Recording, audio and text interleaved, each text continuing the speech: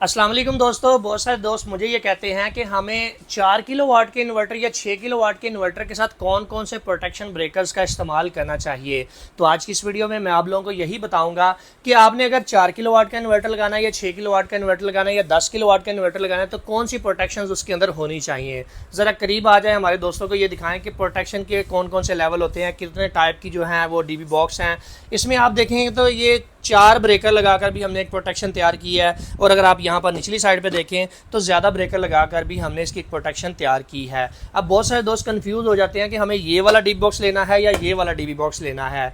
बहुत ही आसान सा फार्मूला है। हाइब्रिड इन्वर्टर कोई भी 4 किलोवाट हो या 6 किलोवाट हो, उसके लिए आपके ये वाले ब्रेकर लगेंगे जो मैं अभी आप लोगों को बताने वाला हूँ। सबसे पहले आपने प्रोटेक्शन लगानी है। प्रोटेक्शन के अंदर क्या होता है कि ये आपके वॉपडा से आने वाली सर्ज को रोकती है, उसको ख़त्म कर देती है, उसको आगे नहीं जाने देती। तो ये आपके इन्वर्टर को ट्रांसफार्मर की सर्ज से बचाती है। आगे जनाब आपका एक ब्रेकर आ जाता है जो कि डीसी ब्रेकर है, जो कि सोलर पैनल की स्ट्रिंग के साथ हम कनेक्ट करते हैं। सोलर पैनल के साथ डायरेक्ट लगाते हैं। यहाँ पर 32 एम्पीयर लगा सकते हैं, 20 एम्पीयर लगा सकते हैं, वो आपकी अपनी मर्जी है।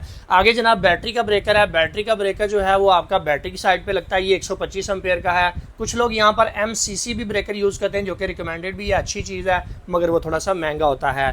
अगर आपके पास कम बजट है तो ये भी वेल एंड गुड है। यहाँ पर चेंज ओवर इसलिए इस्तेमाल किया जाता है ताकि आपके इन्वर्टर में अगर कोई मसला आ जाए, रात के वक्त आप कारीगर को नहीं बुला सकेंगे, तो जनाब ये क्या करेंगे कि यहाँ से वापडा को आप चेंज करके डायरेक्ट वापडा यूज़ कर लेंगे। अब ये जो डीबी बॉक्स है ये सबसे सस्ता काउंट किया जाता है। इसमें 9,000 रुपये 10,000 से ये डीबी बॉक्स शुरू होता है। 2 ब्रांड रिकमेंड करूँगा, आप टॉमसन लगा लें, मोरा लगा लें, चिंट लगा सकते हैं तो वो भी लगा सकते हैं, वो ज़रा थोड़ा सा कॉस्टली हो जाता है। तो ये डीबी बॉक्स सबसे सस्ता है। ये दोनों ही सेम ब्रेकर लगे हुए हैं, सिर्फ ब्रांड का फ़र्क है।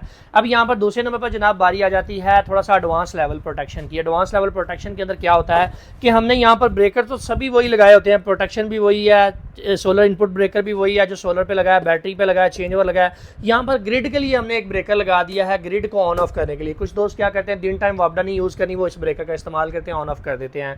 और इसके अंदर PV लगाने के लिए 2 एक्स्ट्रा फ्यूज़ दिए गए हैं कि वो सोलर पैनल के लिए एक्स्ट्रा फ्यूज़ इसलिए लगाए हैं ताकि सोलर पैनल से कोई सर्ज वगैरह आए या कोई बैक लगे तो जनाब ये फ्यूज़ मेल्ट हो जाता है और आपकी जो इन्वर्टर में मज़ीद मसला आने से बच जाता है। इसमें भी 2 ब्रांड है, सेम यही डी बॉक्स आपको टॉमसन में भी मिल जाएगा, मोरा में भी मिल जाएगा, वो आपकी मर्ज़ी है जिसमें आप लेना चाहते हैं। ये 17,000, 18,000, 15,000 वो आपकी मर्ज़ी है। उस लेवल की प्रोटेक्शन अगर आप लगवाते हैं 15,000 से शुरू होता है, 18,000 तक आप इसे कर सकते हैं। इसके बाद थोड़ी सी मज़ीद एडवांस लेवल प्रोटेक्शन आ जाती हैं जिसमें जनाब यहाँ पर हम फ्यूज़ ऐड करते हैं। सोलर ब्रेकर है, बैटरी ब्रेकर है, सेम वही ब्रेकर है। यहाँ पर जस्ट चेंज ओवर 2 लगा दिए गए हैं और यहाँ पर डीबी बॉक्स 10 का लगा दिया है। इसमें 500,000 का फ़र्क पड़ता है। तो इस तरह से आप अपनी मर्ज़ी का कोई भी डीबी बॉक्स बनवा सकते हैं।